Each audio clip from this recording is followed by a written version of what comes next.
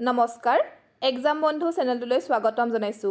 আজি মই আপোনালোকলৈ ইণ্ডিয়ান পলিটি বুলি এটা সিৰিজ লৈ আহিছো য'ত আমি constitution citizenship fundamental rights directive principles president PM judiciary এইবিলাক টপিকৰ ওপৰত হ'ব পৰা সম্ভাৱ্য প্ৰশ্নসমূহ আলোচনা কৰিম তাৰে আজি এই পাৰ্টটো ফাৰ্স্ট পাৰ্ট হয় আৰু ইয়াত আমি আজি ভাৰতীয় সংবিধানৰ প্ৰস্তাৱনাৰ ওপৰত আলোচনা কৰিম আহক তেতিয়া হলে ভিডিওটো ষ্টাৰ্ট কৰোঁ প্ৰশ্নসমূহ আলোচনা কৰাৰ আগতে প্ৰিএম্বল কি হয় তাৰ এটা থুলমূল ধাৰণা লওয়া হওক এই প্ৰিএম্বলটোক আমি আমাৰ সংবিধানখনৰ ইন্ট্ৰোডাক্টৰী ষ্টেটমেন্ট হিচাপে লব পাৰো য'ত আমাৰ সংবিধানখনৰ মেইন পাৰপজ ফিলসফি ইয়াৰ নীতি উদ্দেশ্যসমূহৰ কথা কোৱা হৈছে ইয়াত কৈছে উই দ্য পিপল অফ ইণ্ডিয়া আমি ভাৰতীয় নাগৰিকসকলে ভাৰতবৰ্ষখন গঠন কৰাৰ একনিষ্ঠ সংকল্প লৈছো যে ভাৰতবৰ্ষখন সভৰেইন সোশ্যালিষ্ট সেকুলাৰ ডেমোক্ৰেটিক ৰিপাব্লিক হ'ব সভৰেইন মানে হৈছে সাৰ্বভৌম য'ত কোনো ধৰণৰ বহিৰাগত হস্তক্ষেপ নাথাকিব সোশ্যালিষ্ট মানে হৈছে সমাজতান্ত্ৰিক য'ত এখন ওয়েলফেয়াৰ ষ্টেট হ'ব যিখনত পভাৰ্টি ইগনোৰেন্স ইনইকুৱেলিটি এইবিলাক নাইকিয়া হ'ব তাৰপিছত কৈছে সেকুলাৰ মানে হৈছে ধৰ্মনিৰপেক্ষ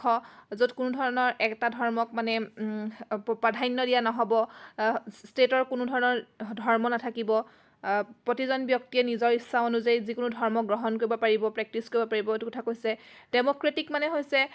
জনসাধাৰণৰ দ্বাৰা নিৰ্বাচিত প্ৰতিনিধিৰ দ্বাৰা চৰকাৰ গঠন হ'ব আৰু ৰিপাব্লিক মানে হৈছে প্ৰজাতন্ত্ৰ য'ত ৰাজতন্ত্ৰৰ যিটো বিপৰীত হয় ইয়াৰ যিজন ৰিয়েল হেড হ'ব প্ৰধানমন্ত্ৰী তেখেতক ইলেক্ট কৰা হ'ব নমিনেল হেড প্ৰেসিডেন্টক ইলেক্ট কৰা হ'ব আৰু ইয়াত কোৱা হৈছে প্ৰতিজন নাগৰিকৰ সুৰক্ষাৰ কথা জাস্টিসৰ কথা কৈছে social economic and political justice সামাজিক অৰ্থনৈতিক আৰু ৰাজনৈতিক ন্যায় লিবাৰ্টি কথা কোৱা হৈছে liberty of thought expression belief faith and worship liberty মানে হৈছে স্বাধীনতা চিন্তা অভিব্যক্তি বিশ্বাস ধৰ্ম আৰু উপাসনাৰ স্বাধীনতা হ'ব ইকুৱেলিটি কথা কৈছে যে প্ৰতিষ্ঠা আৰু সুযোগৰ ক্ষেত্ৰত সকলোকে সমান অধিকাৰ দিব ফ্ৰেটাৰ্নিটি কথা কৈছে ফ্ৰেটাৰ্নিটি মানে হৈছে ভাতৃত্ববোধ ইয়াত কৈছে যে সকলোৰে মাজত ব্যক্তিৰ মৰ্যাদা তথা জাতীয় ঐক্য আৰু সংহতি সুনিশ্চিত কৰা ইয়াতে সকলো থুলমূলকৈ আমাক গোটেই কথাখিনি ইয়াতে বুজাই দিছে যে আমাৰ সংবিধানখন আমাৰ ভাৰতীয় নাগৰিকসকলৰ কাৰণে উৎসৰ্গিত কৰা হৈছে আহক তেতিয়া হলে প্ৰশ্নসমূহ চাওঁ আমি এতিয়া প্ৰথম প্ৰশ্ন which of the following is described as the soul of the constitution নিম্নলিখিত কোনটোক সংবিধানৰ আত্মাৰূপে বৰ্ণনা কৰা হৈছে ইয়াৰ শুদ্ধ উত্তৰটো হ'ব option D preamble next question The preamble to the Indian Constitution is based on ইয়াত কৈছে যে ভাৰতীয় সংবিধানখনৰ প্ৰস্তাৱনাটো কিহৰ ওপৰত বেছ কৰা হৈছে ইয়াৰ শুদ্ধ অপচনটো হ'ব option B objectives resolution drafted and moved by Pandit Nehru next question The term we in preamble means ইয়াত কৈছে যে প্ৰিএম্বলত যিটো প্ৰথমতে we বুলি আমি দেখা পালো প্ৰস্তাৱনাত যিটো আছিলে হেতাৰ মিনিংটো কি হয় তাক কি কাক বুজাইছে ই বুজাইছে option D the people of India next question Indian constitution ensures justice in which of the following form ইয়াত কৈছে যে ভাৰতীয় সংবিধানে ন্যায়ক কোনটো ফৰ্মত সুনিশ্চিত কৰিছে অপচন দিছে A social B economic C political D all of the above ইয়াৰ শুদ্ধ অপচনটো হ'ব option D all of the above ভাৰতীয় সংবিধানে সামাজিক অৰ্থনৈতিক ৰাজনৈতিক সকলো ধৰণৰ ন্যায় সুনিশ্চিত কৰিছে Next question. The preamble states that the constitution derives its authority from. ইয়াত কৈছে যে প্ৰস্তাৱনাই কৈছে যে সংবিধানখনে ইয়াৰ যেটো অধিকাৰ কৰ পৰা প্ৰাপ্ত কৰিছে ইয়াত অপচনটো ভিতৰত শুদ্ধ অপচন হ'ব option C the people of India Next question. As per preamble dates of adoption of the constitution is প্ৰস্তাৱনাৰ মতে সংবিধানখন কেতিয়া গ্ৰহণ কৰা হৈছিল ইয়াৰ শুদ্ধ অপচনটো হ'ব অপচন বি 26 নৱেম্বৰ 1949ত Next question Economic justice as one of the objectives of the Indian Constitution has been provided in ইয়াত কৈছে যে অৰ্থনৈতিক ন্যায় যেটো ভাৰতীয় সংবিধানখনৰ এটা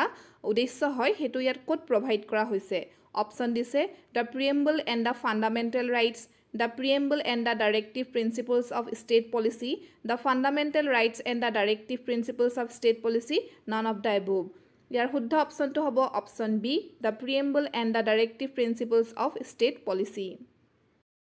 next question the constitution of which country was the first to begin with a preamble ইয়াত কৈছে যে তলত দিয়া দেশসমূহৰ ভিতৰত কোনখন প্ৰথম হয় যাৰ সংবিধানখন এটা প্ৰস্তাৱনাৰে আৰম্ভ হৈছে ইয়াৰ অপশ্যনৰ ভিতৰত শুদ্ধ অপশ্যনটো হ'ব option A USA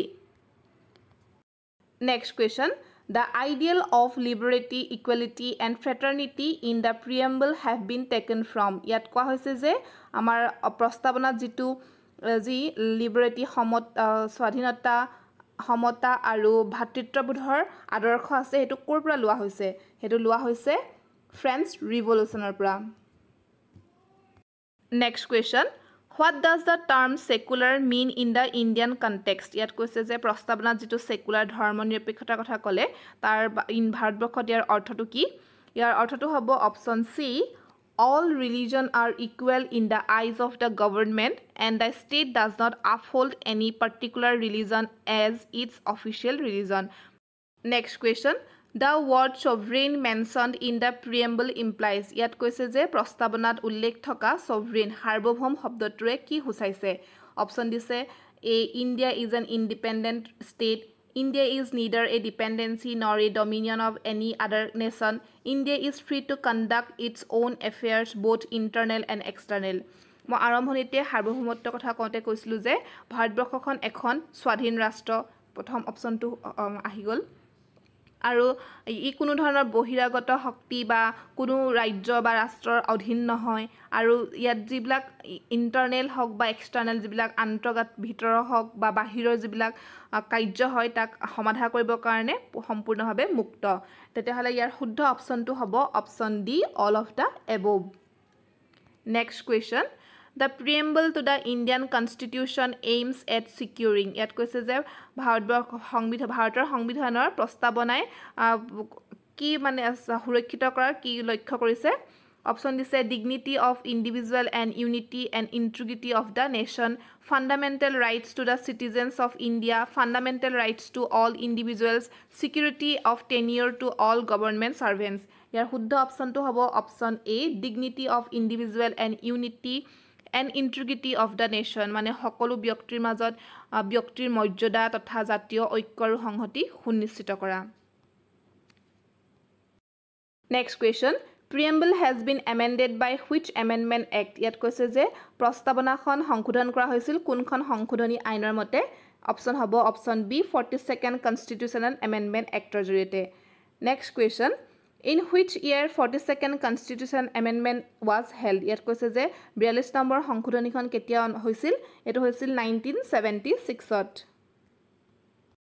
Next question 42nd Constitutional Amendment in 1976 added which of the terms to the preamble? ইয়াত কৈছে যে 1976ত যেটো 42nd সংশোধন হৈছিল তাত প্ৰস্তাৱনাত কোন কেটা টাৰ্ম এড কৰা হৈছিল অপশ্যন দিছে socialist secular sovereign নে both A and B ইয়াৰ শুদ্ধ অপশ্যনটো হ'ব option D both A and B socialist আৰু secular এই দুটা শব্দ এই দুটা টাৰ্ম এড কৰা হৈছিল Before changing unity and integrity of the nation what was it called ইয়াত কৈছে যে unity and integrity of the nation বুলি কোৱাৰ আগতে ইয়াক কি বুলি কোৱা হৈছিল যেটো fraternityত উল্লেখ আছে ইয়াক কোৱা হৈছিল ইয়াত উল্লেখ আছিল তেতিয়া আগতে ইউনিটি অফ দ্য নেশ্যন বুলি আগতে উল্লেখ আছিল তাৰ পাছত ইয়াক চেঞ্জ কৰি unity and integrity of the nation বুলি কোৱা হয় next question in which case the supreme court specifically opined that preamble is not a part of the constitution